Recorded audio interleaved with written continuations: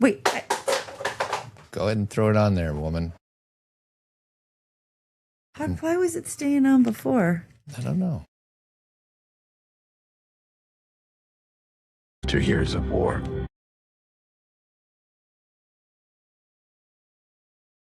That's all you need. That's good. No one could stand between my men.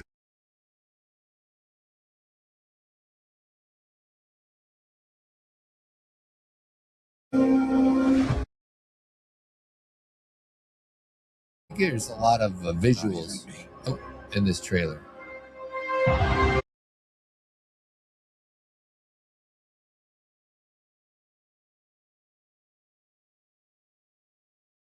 Very good podcasting. What do you mean? The emotion is incredible. I know, but you can't see any of it because they're listening. So, but you know what you can see? What's that, babe? You can see me. Yeah. Just in case you're listening on your podcast catcher, like Spotify or Apple Music or Apple Podcasts, Kathy is wearing the helmet gear of the... It's not the helmet gear. It's just a representation of this movie. Of the good guys or the bad guys. Well, this is a debatable conversation. It is correct? Debatable. Yes. Give me a profile. Look the other way. I'm having a hard time because the thing that's on top of my head is just not give me a profile. Very stable. Just turn to your right. All right. Okay, there we go. All right. Perfect. How about that? That's good stuff. How about that? It's not as awesome as Agamemnon's, but it's pretty good. That's the Darth Vader guy? Yeah. Yeah. We're going to talk about him too. Okay, good. Can I take this off now? Yeah, go ahead and take it off. We got our shot. All right. That's So good stuff. Here it goes, everybody. So I watched the Odyssey. I happened to be traveling abroad with my daughter in Norway, and we saw the Odyssey a few days after it came out, I guess, maybe 4 or 5 days after it came out. You went by yourself. Is that correct? I did. Word of caution, if you want to watch and appreciate a movie, don't watch it after you've been traveling internationally trying to stay awake in a movie theater. So were you very, very tired? I was more tired than I thought I was. I was very excited to watch this film, and I just remember saying to myself, when is it going to be over so I can go to sleep? Oh, honey, that's so sad. I was doing a lot of head bobbing. That is so sad. And I was trying to eat one popcorn at a time to stay awake. Now, that is in no means undermining the value of this film. I just did not appreciate it the way I feel like I could have or should have. You know what? It undermines the value of your sleep because you were in a weird jet laggy state. So we're just going to see what happens here for the next hour or so. No, we're going to, I keep saying no to you. Here's why, because Todd and I are kind of flying by the seat of our pants because we were not going to do a show. And then we decided to do a show because he's traveling this week. And we're like, let's talk about the Odyssey. We saw it. But I'm like, this morning, I was like, we cannot talk about this entire film. It would take like hours and hours and hours. 20 years, perhaps? To get through it. How long was Odysseus gone for? He was gone for 8 years, 7 years, 10 years. I don't remember. See, even that, I should know that. Yeah. But I know he was with Calypso for 7 years. And then he had he was gone for 20 years because his son grew up. Yeah. Remember? Right. That was like the whole thing. Right. Anyway, what I'm going to do is I'm going to go through 10 things from this movie that I thought were really amazing and empowering and just kind of focus in on Todd and I discussing these things. And we're going to spoil the hell out of this movie. Yeah. I mean, and here's the thing. If you haven't seen the Odyssey, go see it. Well, obviously go see it, but it's also been a book out there in the world for a really long time. And most people in some form or another have either read it, maybe in a class, or read it on their own. Like right now, it's the most downloaded book on Audible. Mm-hmm. People are reading it and going back to, there's a lot of different interpretations and, people are reading it and listening to it. So it's actually, it's Homer, as we know. And I had to read the Iliad in high school, and I had to read the Odyssey when I was in college. Mm-hmm. But I had to do it in a class at a community college because I was an English minor and I was behind Mm-hmm. on credits. So I had to take classes in the summer.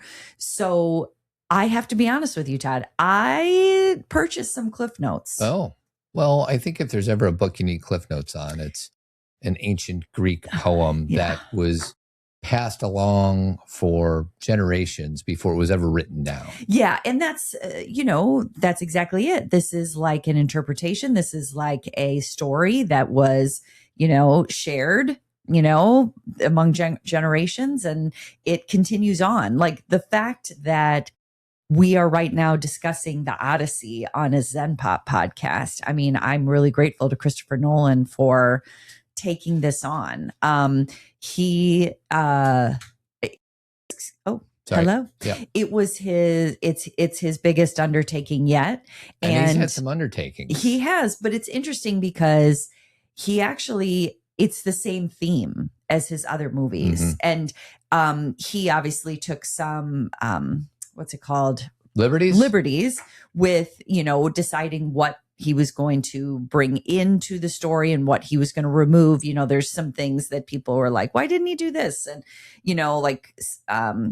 Achilles wasn't in this story and he should have been, or, there's a lot of like discussion about, what's missing and what he, put into it. But again, when you're creating a story, you have to have a vision. Yeah. You have to be like, this is going to be my big point. And to me, as I was watching it, I didn't think it was that much different than what he talks about in Interstellar and what he talks about in The Dark Knight and what he talked about in Dunkirk, and I think it's a similar theme. So do you agree with that? Do you feel like agree, it's similar? but it's just because I watched one of those long YouTube clips of him, of the YouTuber, helping me understand the overlap between Interstellar and Dark Knight. And I never would have picked it up. And, just so everybody knows, I am the type of guy that needs movies explained to me sometimes. So I'll pause the movie and say, why did he say that, Kathy? Or what's happening? I don't understand. I missed something. Yeah. So I have a lot of strengths and weaknesses. And one of my weaknesses is understanding movies that have a lot of symbolism and metaphors. Do you think it would be appropriate for me to do the 3-act summary in case people want to listen that haven't seen it, or no? Yeah, but not just the basics. Film opens with a tense Trojan horse sequence as Odysseus and his men infiltrate and sack Troy. So my first question is, everybody's Greek, correct? Correct. Okay, so we got one set of Greeks going up against the other set of Greeks, I think. Well, yeah, right, because I think so. Ithaca, Sparta. Yeah. Yeah. What's the beef about? Any idea? Helen. It's all about Helen. Yeah, it's about relationships. Closing out 10 brutal years of war. So they've been fighting for 10 years. As he sets sail for home, so they won the war, to Ithaca, his wife Penelope and his young son Telemachus. How do you pronounce Telemachus? that? Yeah, there you go. It turns deadly, most notably an encounter with the Cyclops, whose father Poseidon becomes enraged and curses Odysseus's journey home. That's Act 1. Act 2, wandering. Cursed and blown off course, Odysseus loses men and ships at nearly every stop. That's the other thing. Odysseus loses a lot of his guys on the way. Oh, it's awful. Yeah. It's like a whole nother war in itself, which is... Seems like I'm like, oh, he's almost out of men. And then all of a sudden there's still some more men and they keep dying. And that's part of the problem, is that basically in the war itself, Odysseus's idea with the Trojan horse, that right there broke Zeus's law. Yeah. So from then on, it's kind of a mess. And again, it's all, there's a lot more fear from the people that they're running into. There's a lot more anger from Poseidon or Zeus, or this is debatable, whether or not it's like the men's shame. And, that's the whole thing about Odysseus. Like, he doesn't know if he wants to even return home knowing what he did. Yeah. He doesn't feel worthy of his home. So it's kind of like, is this a supernatural story or not? But keep going. He runs into the witch. Yeah. Well, Circe. We'll give her a name. Oh, it's Circe's island. It says Aeolia. No, her name's Circe. Okay. Harrowing descent into the underworld to consult the prophet Tiresias and the deadly pull of the sirens. Don't have any memory of the sirens. Okay, so basically this is what happened is they go to Circe's island. That's when she turns the guys into pigs. Or she says that they're actually they are pigs and their disguises are being men. As men, yeah. But then she helps Odysseus and says, this is how, this is where you need to go. He eventually washes up alone on Calypso's island. That's what's her name's island, right? Yeah. Now tell me again, you said you don't remember the sirens. Don't you remember they tied him to the pole and he listened to them sing? Oh, yeah. He's on the ship. Yeah, because basically the lore is that the sirens will pull you in, and there's just like bones and bodies all over that island. They sing and they say the things that you most want to hear. So this is, I feel like this is going to be a podcast to help me understand this movie. Sure, that's fine. They tie him to the pole. He chooses that. He chooses. Mm-hmm. He wants to hear what they say. Don't put the beeswax in my ear. Correct. And don't let me leave this pole. Right. And everybody else puts the beeswax because if they do, what happens?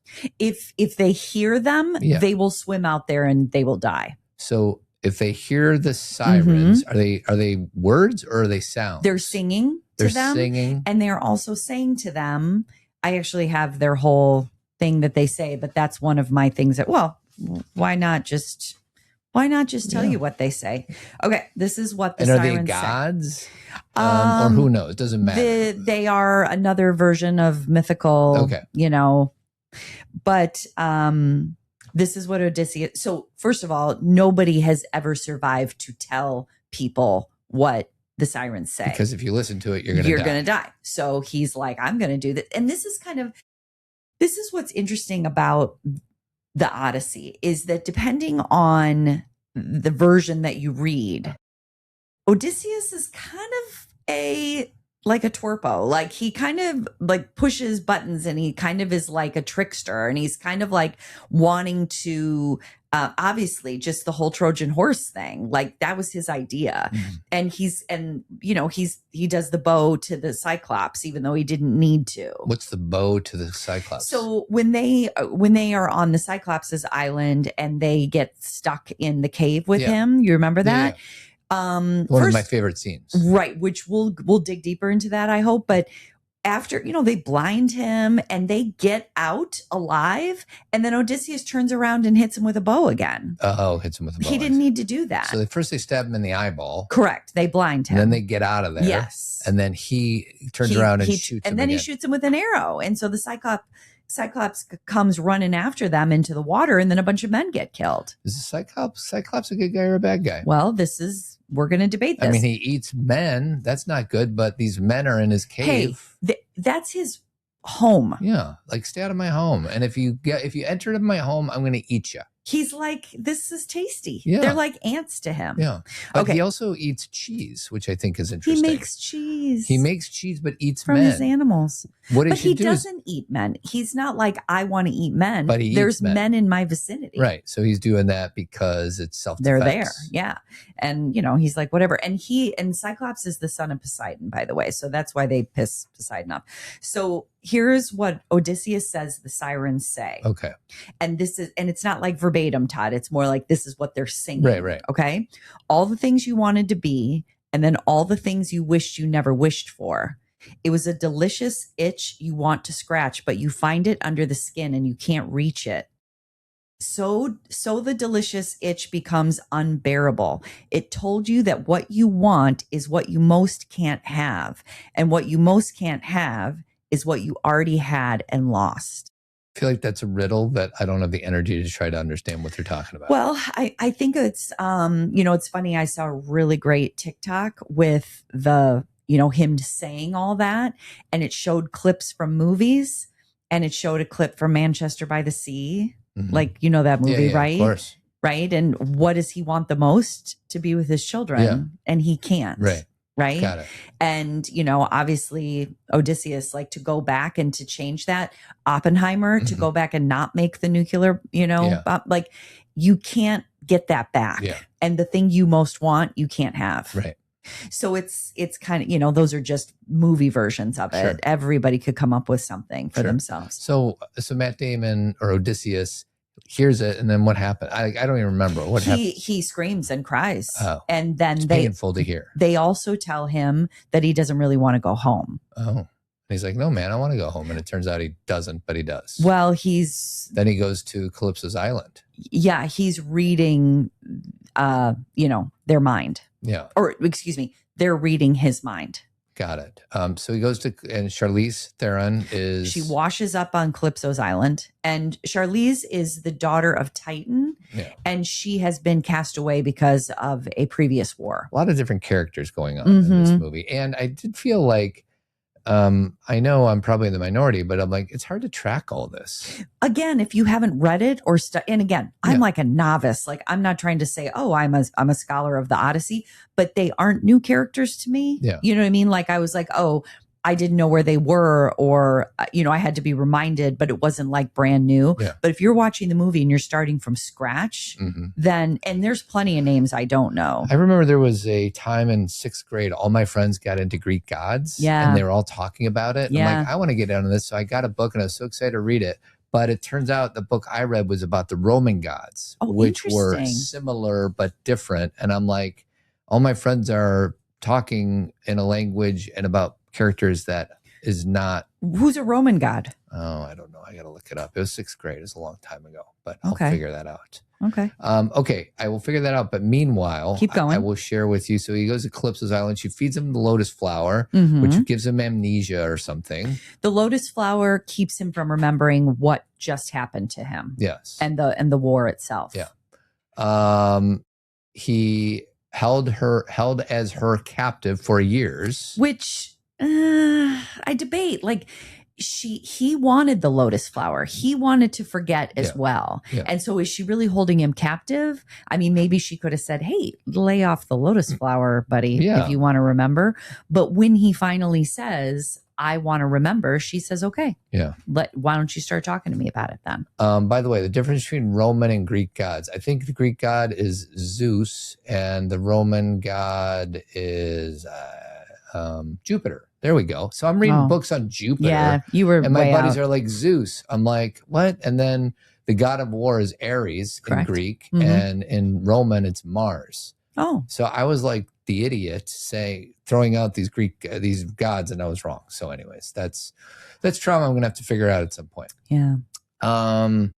So Calypso. Meanwhile, back in Ithaca, yes, Penelope fends off a growing crowd of suitors. So let's talk about these suitors. Okay. Bunch of dudes that want to have sex with Penelope, right? Well, they would yes, but and they'd also like to take over. They want to be the king. But Penelope's like, no, I'm making this blanket or whatever she's doing over there. What's she doing up there? She is making that, and she's not supposed to, like, when she's done, that's when she's supposed to choose a suitor. And if I'm the suitors, I'm like, hey, lady, how long does this take? Well, do you remember what she did? She was undoing it. Even so, if I'm the suitors, I'm like, I think you're not making as much progress as you should be, since we see you up there behind that little curtain thing. And I feel like you're not getting as far as you could be. Of course. And there's two things that you have to remember that are going on right there. First of all, actually 3 things that I want to point out. Number one, she loves Odysseus and she's waiting for him to come back. Yeah. Okay. And she believes that he will come back. Yeah. So part of her is like, I'm not marrying somebody else. Yeah.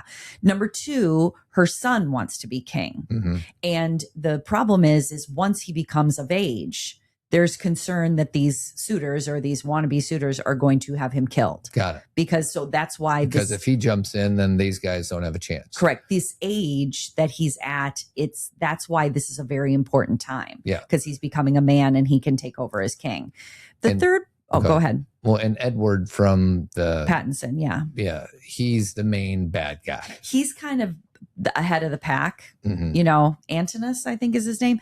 And there's other people who are possibilities, but he's the one kind of leading the pack. And he has an in because Penelope's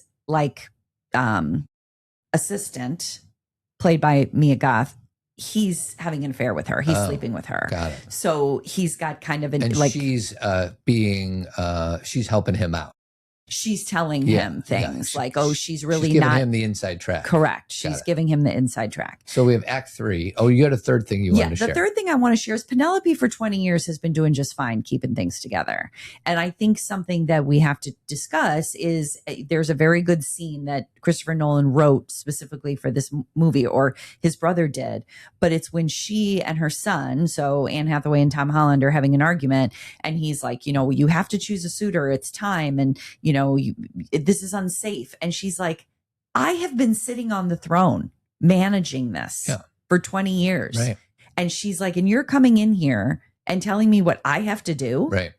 And so there's a bit of a disregarding the emotional labor that this woman has taken on for the last couple decades. And it's obviously a very patriarchal society. Of course. She's not allowed to She is queen, but she cannot rule. Because she doesn't have the bristles on her face. That's what she says to him. Yeah, that's a pretty good little soliloquy. Yes. Quote And thing. And he says, you have to choose someone or whatever. And she's like, I choose Odysseus. Or, she's just not willing to do any of the above. She doesn't want her son to be king yet. She doesn't want to give up on Odysseus, and she doesn't want to marry any of these guys. Yeah, I wouldn't either. Yeah. These guys seem like bad guys. And she is also following Zeus's law. Yeah. That's not how it's written in Homer. Homer calls it xenia, which means that you allow the stranger in, which is where we get the word xenophobia. Oh, okay. Because there are many people who do not allow the stranger in, if you know what I mean. That's right. And so in Homer's interpretation, it's xenia, but Christopher Nolan didn't want to spend a lot of time explaining words, which is why he just called it Zeus's law, which is you allow strangers to come in. Yeah, just be nice. And why do you do that? Because it's the right thing to do. And a stranger could be a god. Mm-hmm. You got that part, right? Gods are a big fear-based thing, and you got to respect just in case. Just in case they're a god. Like, are you taking care? It's just like, you could think about this. This is obviously Greek mythology, but like in terms of Jesus Christ, right? He was a poor man. Yeah. And, the manger and that whole thing, that's like way back. Mm-hmm. That's the baby Jesus. Mm-hmm. All the different versions of Jesus in Talladega Nights. Yes.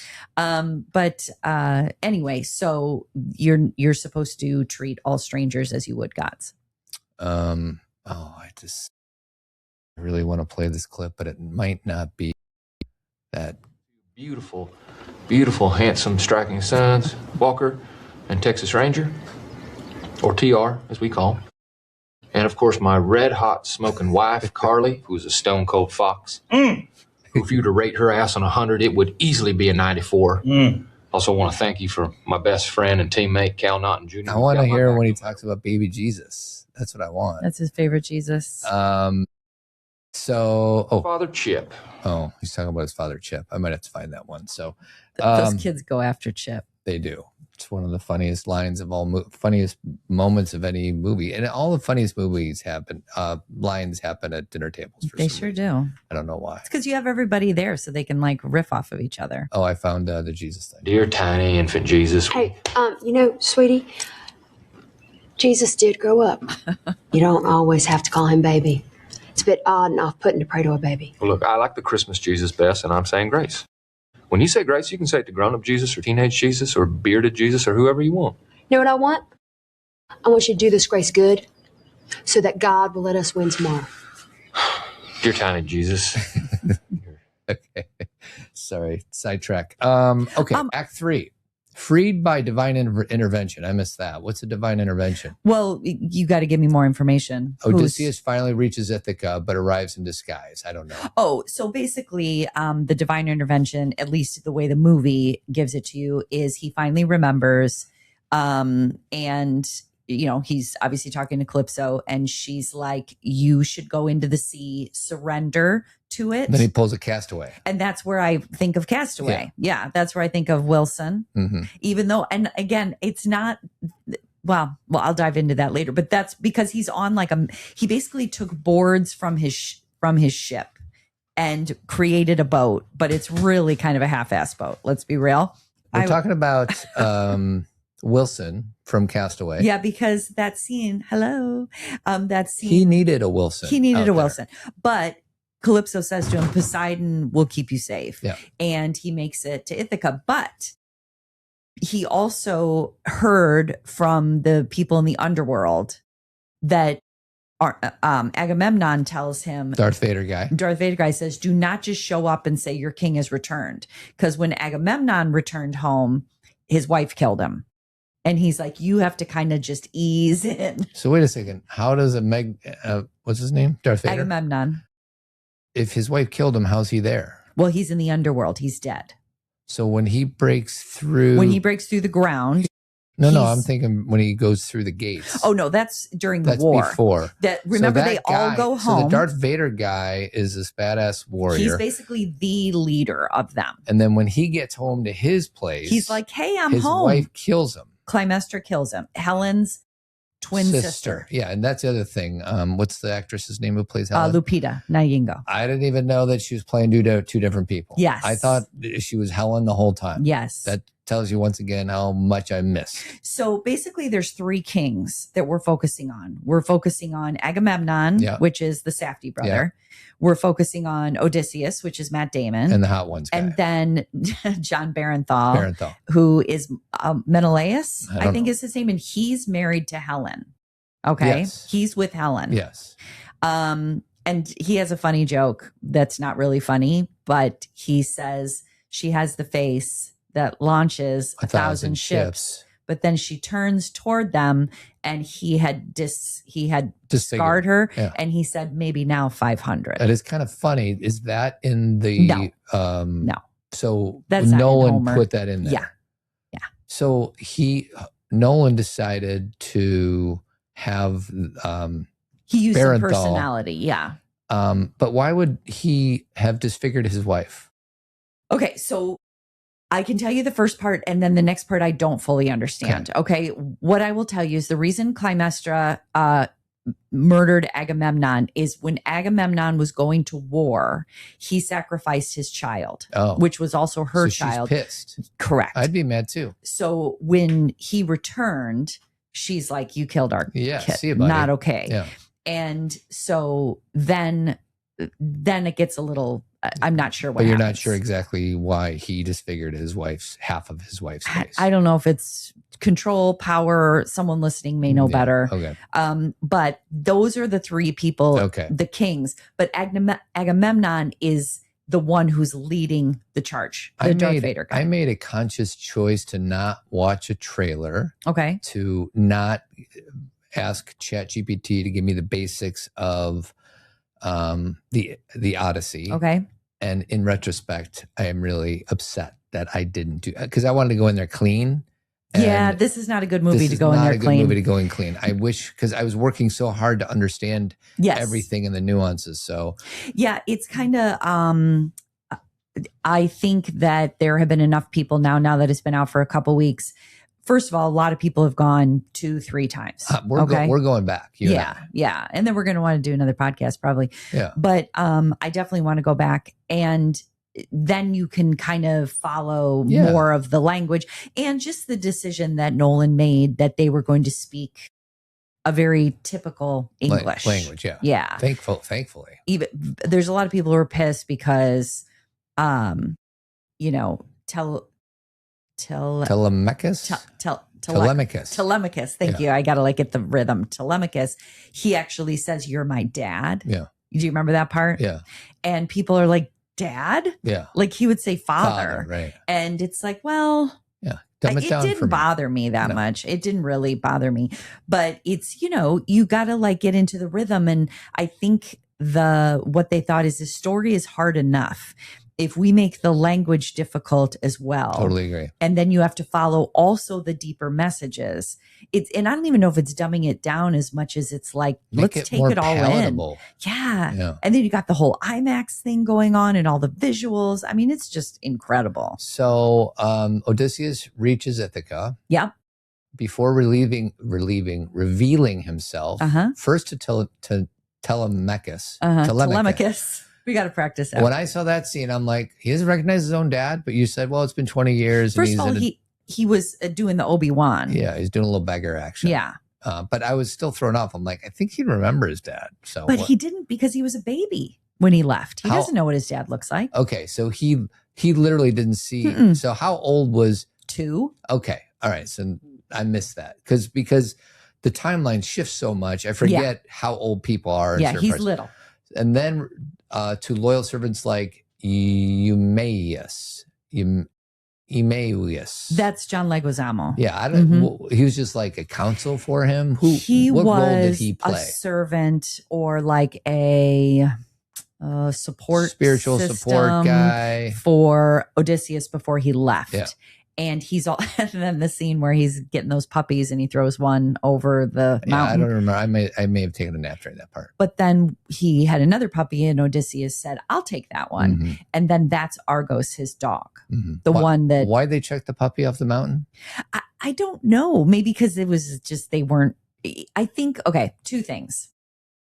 When someone writes a screenplay, the easiest way to create a villain is, instead of like making it so obvious through the conversation or the dialogue, you have them be mean to an animal, right? You're going to know who's bad by who's mean to an animal. Now, this gets a little bit tricky though, because his John Leguizamo, he did throw a puppy off a mountain, but I think that it was just him being like, we can't take care of these dogs. But then Odysseus is like, I'll take care of that dog. So that gives you some insight to Odysseus, that he's a good guy because he wants this dog.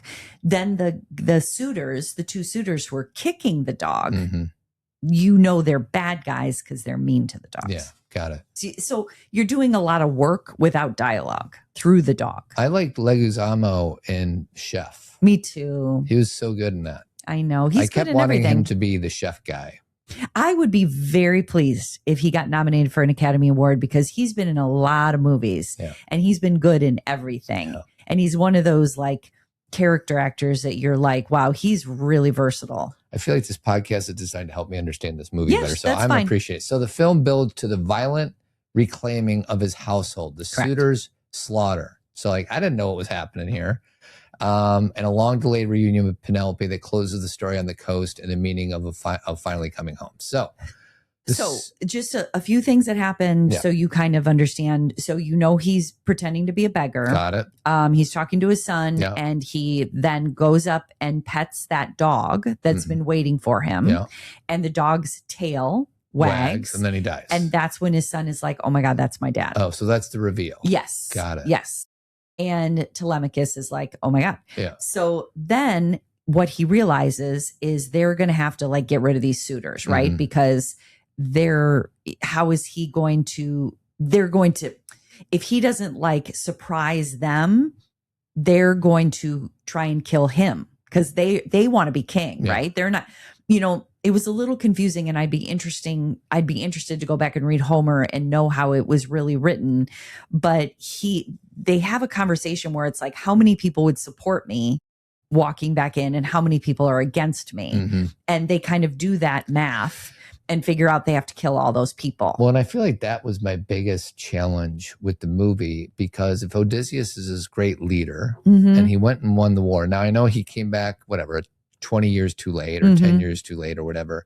But I just figured that his people would all be so happy to see him. And that's a very naive perspective. Correct. It's some will. And that's kind of what they were figuring out is who's going to support and who's going to distract us. Yeah. And so that's why they lock all those people in there and they get rid of all the weapons so nobody can fight him and he's going to fight them. It's kind of an uneven fight.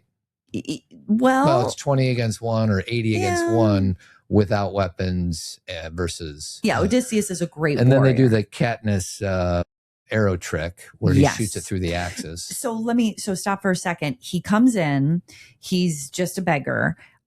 He goes to talk to Penelope because she says something happens before that. I can't remember, but she wants to see him, but he still doesn't want to tell her who he is. Right. So he has his back to her, but he does say to her, Odysseus is alive. You remember? Yeah. And she says, how do you know? And he said, because of the Athena pin. So that was their discussion about how will you know it's me? Yeah. And it's because he's wearing the Athena pin. So she's like, oh my gosh, he's really alive. Because she hasn't gotten any really good news in many, many years. She's had a tough few decades. She's had some tough decades. She's making that thing and then she's undoing it every day. Then you've got all these people trying to, come in. And that's the thing about the suitors is the suitors are showing up to, because they want to be king, etc. But they're also, it's the whole Zeus's law thing. If they come in, they've got to feed them. Yeah. So people are just basically living off of them. Yeah. Like they're coming in and having these meals and they're pigs and they're like, being violent and they've just got to deal with it. Do the people from Ithaca know that we won the war the whole time?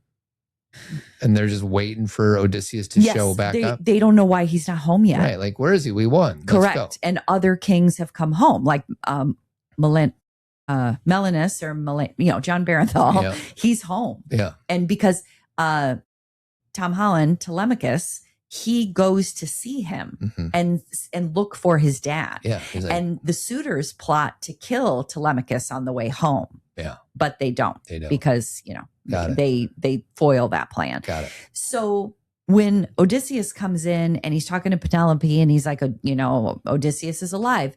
And then another servant, a woman, comes over to wash his feet.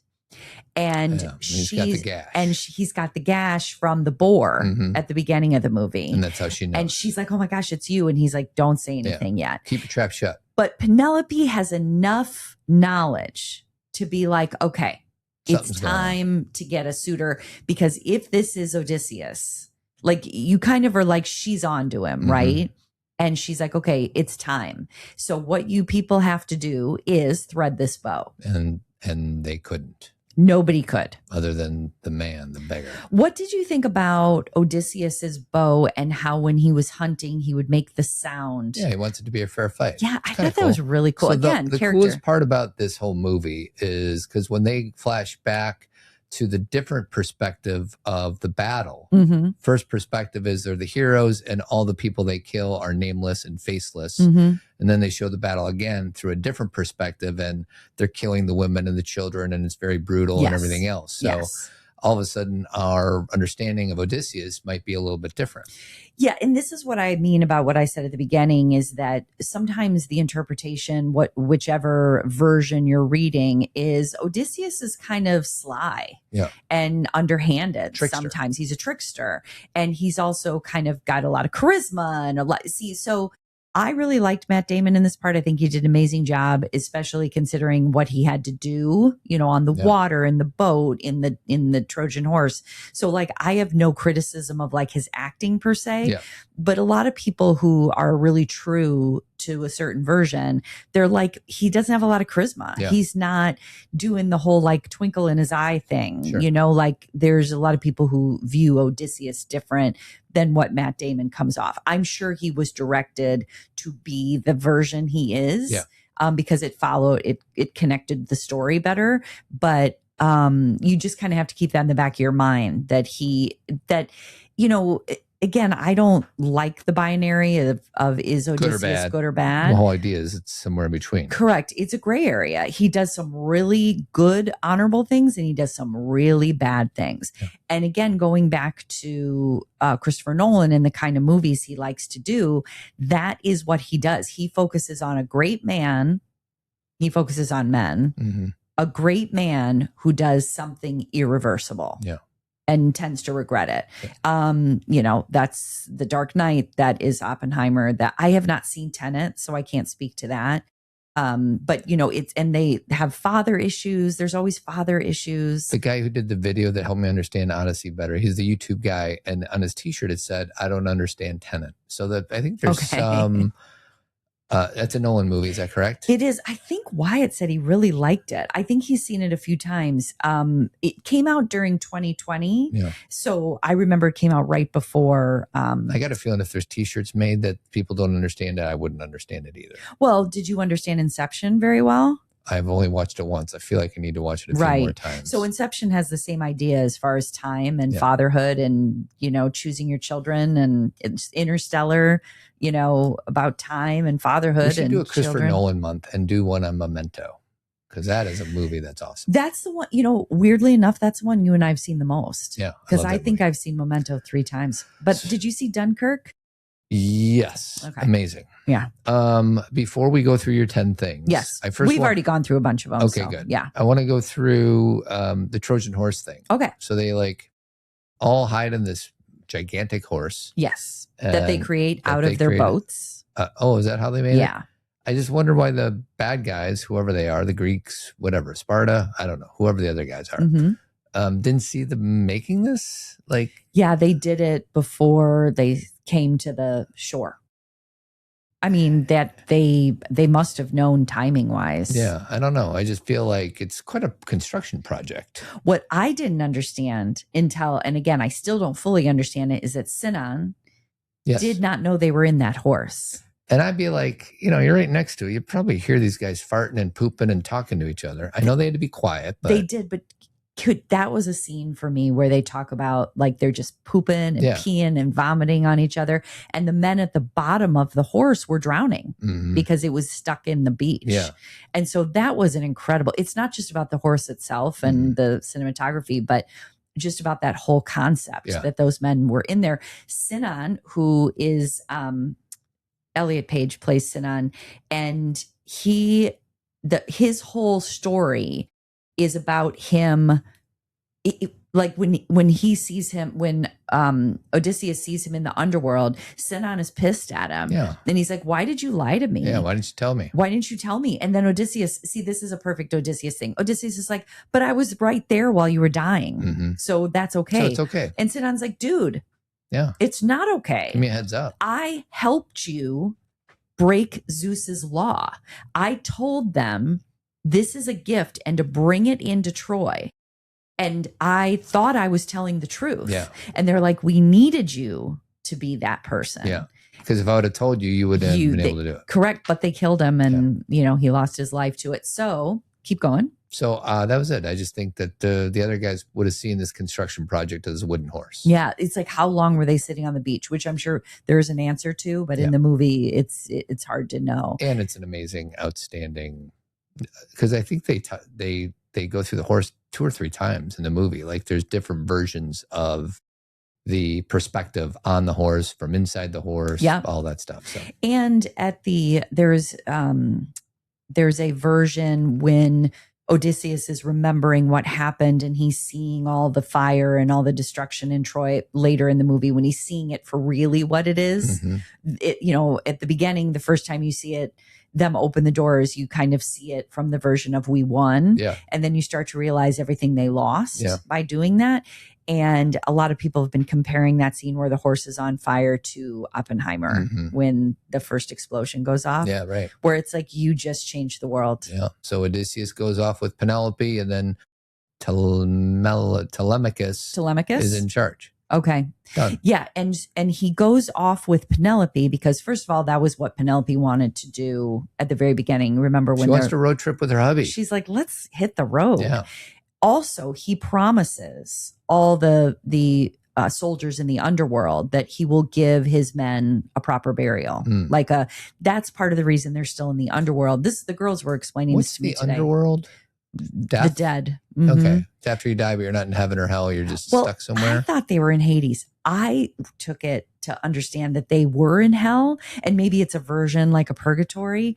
But I guess the girls were saying to me that no, they just haven't been laid to rest properly yet. Yeah. And they're telling him to do that. So again, that's a part that's a little messy for me. I'm not quite sure, but that's what he and Penelope are going to go do, is he's going to give his men a proper burial or, do what he's supposed to do.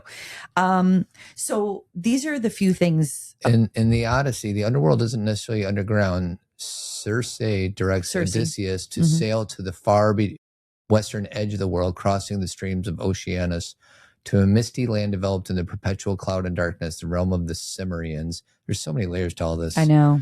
To speak with the dead, Odysseus must perform a ritual sacrifice. He digs a trench and pours libations of milk, honey, wine, water, and barley. He slaughters black sheep into the trench. And then remember, they drink it? I don't remember any of this. Yeah. The dark blood attracts the thirsty shades, but Odysseus must hold them off with his sword until he lets specific spirits drink the blood to temporarily regain their memories and speech. Yeah. And so, first of all, just to talk about the filmmaking, Christopher Nolan had all of them get in the ground and breathe through straws so they could really dig out from the ground. So I don't know why that sticks with me, but that's pretty crazy. Yeah. Yeah. I mean, you could, I feel like you could do it different ways, but whatever. Okay, so do you want to talk about Athena or go through your list, or what do you want to do? Well, let's talk about Athena real quick so we don't lose it. So I'll start with this. This is one of the things I wrote down. The movie begins and again, you might have been awake for this part. It says on the screen, in a time of supposed magic. Yes. Okay. Do you remember that? That's the very beginning. Yes. And I think I'm saying that correctly. If not word for word, that's basically what it said. In a time of supposed magic. And what I love about this is that it's like Nolan decided to not be super clear about whether or not, I mean, we definitely know who the Greek gods were and what they believed, but he's not making a statement about like, this is what Zeus looks like. Like what we experience watching the movie, it's Zeus's thunder. So is Zeus really a god, or are we just talking about nature? Poseidon is obviously the ocean, but is it really Poseidon? Or is it just Mother Nature creating storms? Is it just an ocean? So it's kind of one of those things where you don't have to decide. Like, for example, I have to take a drink. Remember in Lost? I love Lost and I love Lamp. One of the things that they wanted to do in Lost was make you either, you didn't have to choose whether or not you thought it was supernatural or not, because there were things that could explain what was going on that were more realistic, and then there were supernatural things. Yeah, so depending on what lens you're looking at this through, you'll believe something different. And same with Yellow Jackets is a similar thing. Like a lot of shows kind of use that architecture where it's like, are we really... Could be explained either way. Correct. That's the best way to say it. So why that's important to understand is the movie starts with Athena following Odysseus around. I think Athena's more than just a girl. My heart felt like a shattered glass in an acid bath. I never really liked this song. Oh, I was just about to say the opposite. This wow. is one of my favorite Who It's songs. so funny. I love Eminence Front. You hate it. I hate Eminence and Front. You love Athena, and I hate it. How do you feel about Squeezebox? Mama's got a squeeze box she wears on her chest, and when daddy comes home, he never gets no rest, 'cause she's playing all night. And the music's all right. How do you feel about Baba O'Reilly? Mama's got a squeeze box, daddy never sleeps at night. Never knew what a squeeze box was. It's an accordion. It goes in and out and in. How do I feel about what? Baba O'Reilly? Everybody loves Baba O'Reilly. Okay. All right. So back to Athena. So with that in mind, Athena is following Odysseus around. Basically, that's how we start the movie, where he's talking to her.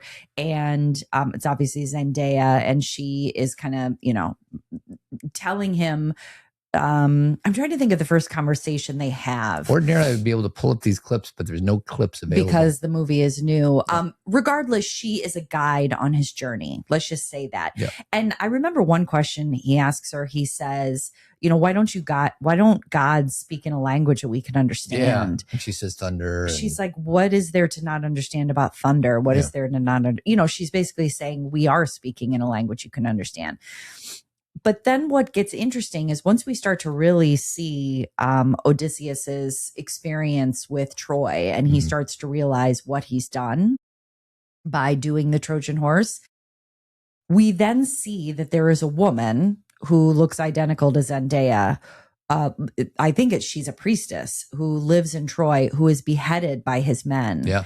And he watches that. And simultaneously, not only is Zendaya beheaded, they thank goodness don't show us the whole thing, but then the Athena statue also loses its head at the same time. And again, maybe they're just trying to show us. Now, there's also people who are saying that she, the Zendaya character, actually is Athena, because remember, the gods sometimes show up like beggars. You know what I mean? And so is like she somebody who is actually a god, or is she representing a god, or is that just who Odysseus sees Athena to be because of his post-traumatic stress of that experience? Does that make sense? It All does. of that, So I got a quick thing on Tom Holland telling Zendaya. Oh, this is cute. I think this is it. So bear with me if it's not. And he went, "Would you be offended if I asked Zendaya to play Athena?" Yeah, I just said, "Oh, mate, I would be honored. That's amazing. I'm sure she would love to." And then I asked him, I said, "Do you want me to tell her?" And he said, "Yeah." And then I went home and she asked me about the meeting, and I just said to her, I said, "You should read the script again." She was like, "Well, I read it." I said, No, just trust me. Like, you should read it again. And she was like, what are you talking about? I said, just read it again, but read Athena like really closely, and the little corners of her mouth. Like, Yes! It's my favorite. It was amazing. That's kind of nice news to be able to deliver. To your wife? To your wife. You're going to be in a Christopher Nolan film. Together? Yeah, they're like, they might be bigger than Brad and Angelina. I mean, does it get any bigger than Tom Holland? That's a totally different relationship. Brad and Angelina had so much like turmoil around them. Yeah, Chaos. This is a calmer version, but talk about superstars. Oh yeah. Like, and I could not love Tom Holland and Zendaya any more than I already did. Yeah, they're pretty amazing. I love them so much. And they've been together. And honestly, these two, I can't imagine how busy their lives have been in July. They have this movie coming out and then Spider-Man's coming on the 30th. Week, yeah. So it's crazy. Okay. So that's the Athena part. And also you can go back and notice that Athena is wearing a scarf around her neck the whole time. And because she gets beheaded. She got beheaded. Yeah. Like if that is the case, and again, is it really Athena or is it representation? Is he hallucinating her? Right. That whole thing. Is it possible there are no gods? Correct. And Athena is a figment of his imagination. And I think that's what I like about what Christopher Nolan is doing is instead of showing us things, he's allowing us to choose. And he's allowing us to see through our own lens of how we experience, that their belief system. Right. And you can have a little bit of both. I do. It's like I do believe that you can, do some things and kind of, it's not that you can anger the gods, but I do believe there's more at play sometimes, energetically than just what you put out there, you get back. There's a karmic thing going on. And, how does that show up as Poseidon in the ocean? I don't know, but it's pretty interesting. Yeah. So, okay, so these are the few things I wanted to mention that I thought were really interesting. Number one, first, I just want to say that part of the a big reason that Todd and I do Zen Pop is because I really believe, and I know Todd agrees with me, that movies are how we learn about ourselves, right? And what, we've been calling this cinema therapy. We've been calling this just, Gen X take on movies. We just never know how to discuss it. But really what I've realized in this discussion of the Odyssey is this is really about the humanities. Mm-hmm. And I actually took a class in high school that was called Humanities, and I never really dug into what that meant. Mm-hmm. It was basically like a higher level English class. Yeah. But really what the humanities are, it's like studying human experience through interpretation, through literature, philosophy, history, religion, art, and language. Yeah. So that's what I'm always trying to say Pretty about cool. What I like to study is I became a therapist. I'm a clinician. I really like to understand human behavior, but it's not that I'm obsessed with diagnoses. I'm interested in human behavior. And how do I understand it the best? When I see it in art, when I read about it in a book, when I see it in a movie. That's what's interesting to me. So, science is like, how does this work? And humanities is, what does this mean? Yeah. So if you see movies and they all tend to have kind of the same, not the same good guy, but if they're giving the same message about love is what gets us through, then that's the truth about us. Humans. Yeah. And so, it also, humanities force us to practice critical thinking. This movie does not spoon feed you. Like what Todd and I are doing right now is kind of processing through. Yeah. And we've only seen it once. Yeah. We could go many more times. I feel like I can watch this movie 8 more times and not get bored. Right. Like there's so many layers and levels, and then digging into the dialogue and the visuals. And I haven't even seen it in IMAX yet. I saw it in XD. And everybody has a right to their own opinion on their interpretation of the movie, but so many people are like, oh my God, best movie ever, 5 out of 5 stars, couldn't have gotten any better. And that's not me yet. I could see me saying that after maybe my second or my third viewing, but first time around, like I know it was just an amazing effort, and how he doesn't use CGI that much, and the whole IMAX camera thing that he built. Like I know there's a lot of like cool parts about it, but I left leaving with more questions than answers and wanting to dig deeper, I guess. Yeah. And I don't think he would mind that at all. Yeah. And you were tired and you had jet lag. So just a few other things about the humanities. It builds our empathy as a society, that there is a historical self-awareness like that's built in, like seeing where our assumptions come from by like comparing other eras, like historical eras, like these stories that get passed down. Like one of the really, very interesting choices that Nolan made is the very first scene is Travis Scott playing a bard. And basically he's telling the story. Yeah. And the reason that, Christopher Nolan believes that, this passing down stories is very similar to what rap music does, and hip hop. It like tells you what's happening in a culture. It tells you what people are focusing on. And so having Travis Scott like be the first voice was really interesting. Sure. And so, movies are the humanities. They're, our version of that. Exactly. It processes our identity, our morality, and the most important kind of why I like doing the show. It's our meaning making through stories. So yeah, it's storytelling. 6,000 years ago, we didn't have exactly movies or music, not music, like records. People told one story and then carried it on to the next generation. That's our version of that right now. Yep. And it's basically, we get to watch this is 3 hours, but in 2 hours or whatever, we get to watch like who do I want to be and how do I want to live? Like, who am I? Who do I relate to? Who am I disgusted by? What are the value systems that we uphold? Who are the people we end up loving? We can walk away from this movie and be like, oh my God, Robert Pattinson is so good in this movie. Yeah. He's so like, honestly, weirdly funny. Yeah. But he also, I don't want to be like him. No. He's an awful human being. So who are the people that have the most pure heart in this movie? Because obviously Odysseus is complicated. Penelope seems pure good. Yeah. For the most part. For the most part. I mean, she'll do what she has to do. Telemachus. Yeah. Anybody else? Leguizamo. I think. 3. Okay. I'm and not then saying who's his the name. most pure evil? Edward? Pattinson is definitely not a good guy. Yeah. The other guy that he's sitting with all the time, the one that gets the arrow in the, because he's the one who kicks the dog. Yeah. A lot of those suitors are not great people. Why do I call them suitors? I don't know. The suitors are people who are like, who want your hand in marriage. Yeah. Okay. Why though? I don't know. I'm sure there's a reason.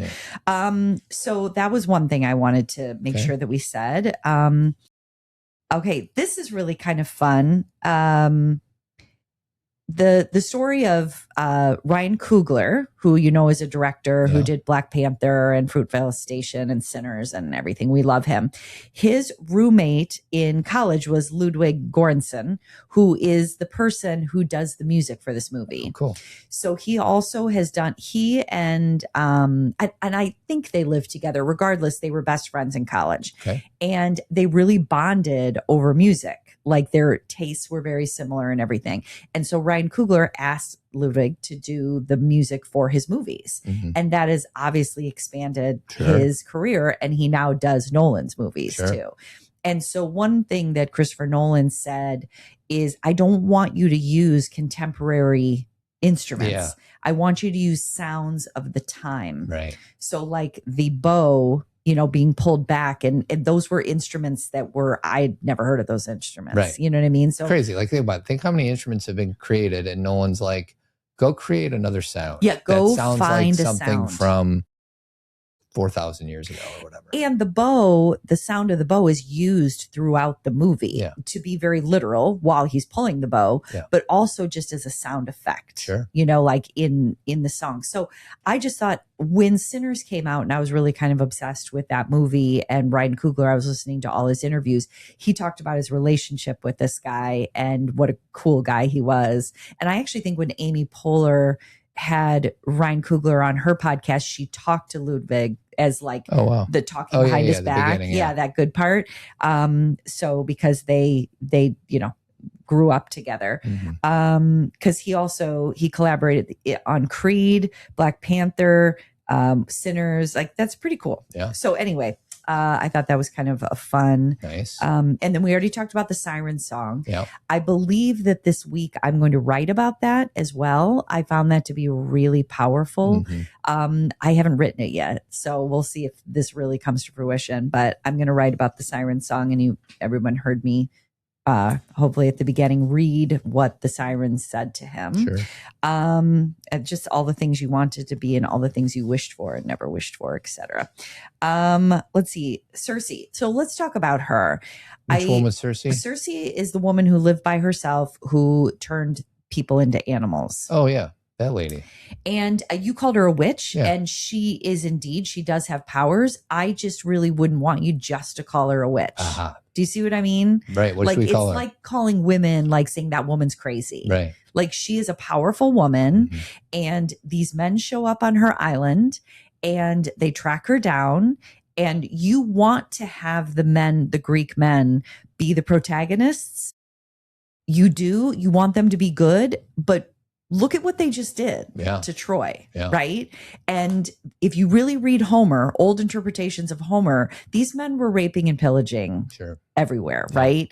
So when she's like, she's doing it based on what these guys, the decisions these guys have been making. Correct. And she feeds so if they were them, good men, they probably would. She wouldn't have done that same. She wouldn't have cast that same spell. And when Odysseus shows up and says, "Did they hurt you?" She said, "No, but they would have." Like she knows she's been hurt. Yeah. She knows, and she's being protective, and she has powers. Yeah. And I'm sure we've all heard this, you know, if you are interested in the Odyssey, I'm sure you've read that is not CGI, them turning into pigs. That's all makeup and all that kind of stuff, which is pretty cool. Incredible. Yeah. I actually had a really hard time watching that scene. Yeah. And then the quote that I think that's so interesting is like, you know, the vice versa of the disguises, that them being men is their disguise when really they are, pigs. You know. So anyway, that was really interesting. So that was Circe, and she's the one who ends up helping Odysseus, though. She tells him where to go. Oh, nice. She tells him to go to the underworld. She tells him that he's got to go around the whirlpool, how does that? I forget because I was half asleep. They're pigs. They walk out, and how do they get?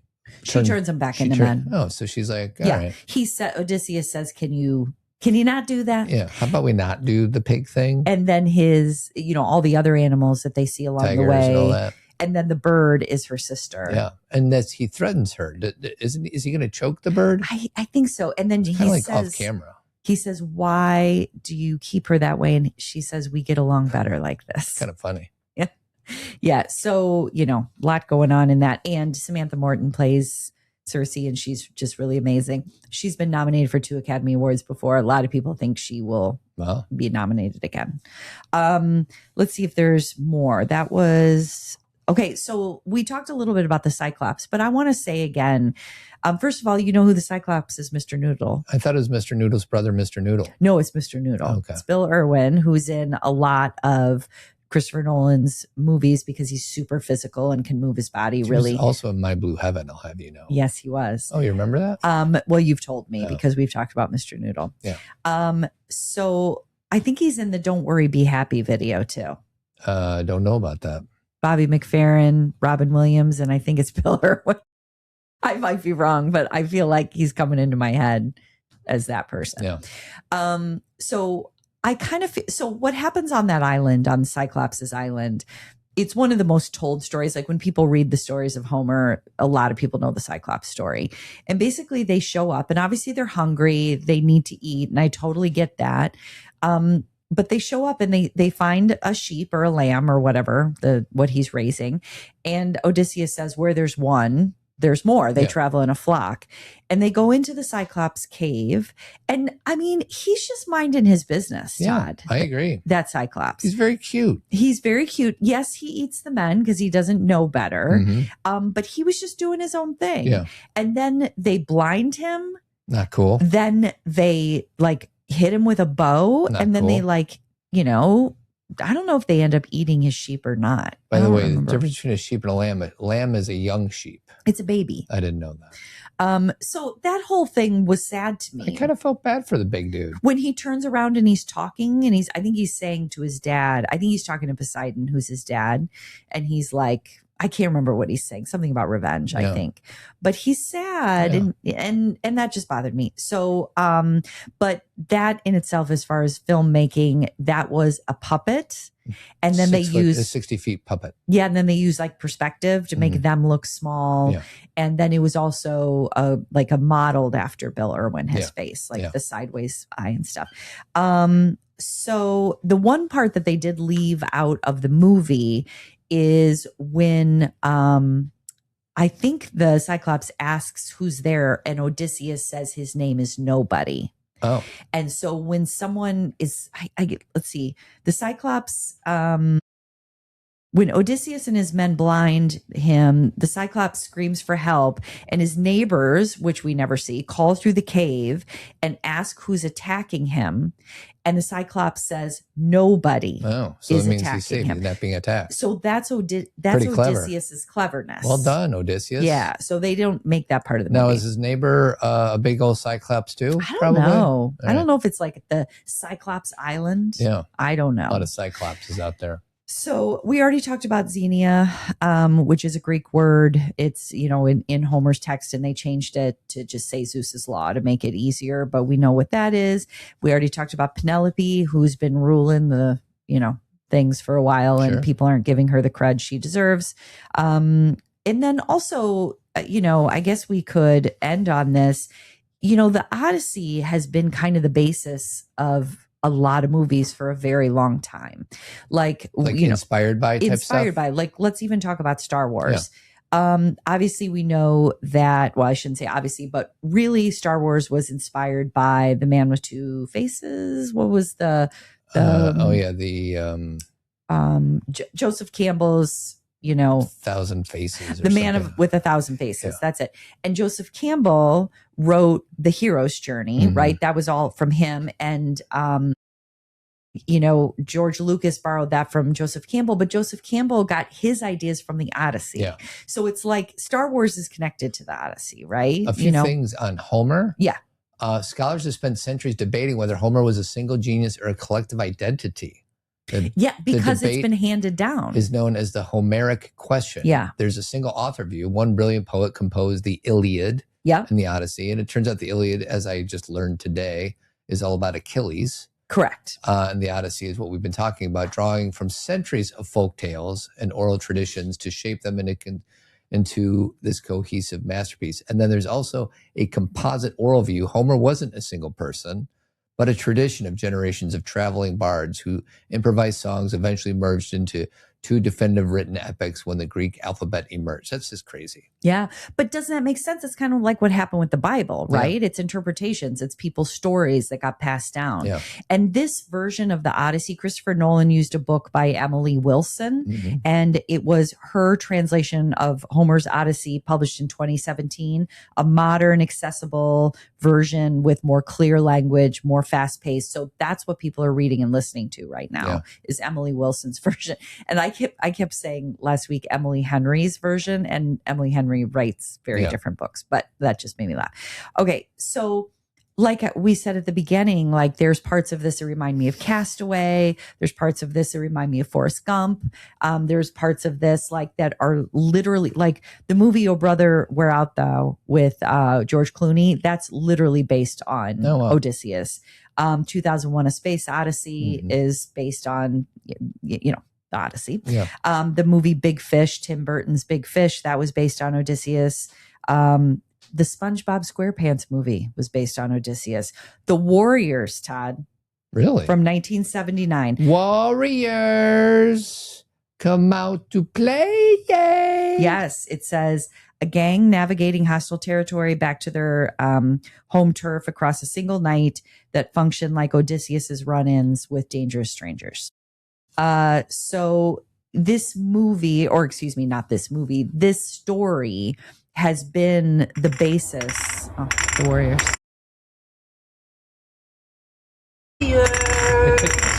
Come out to play,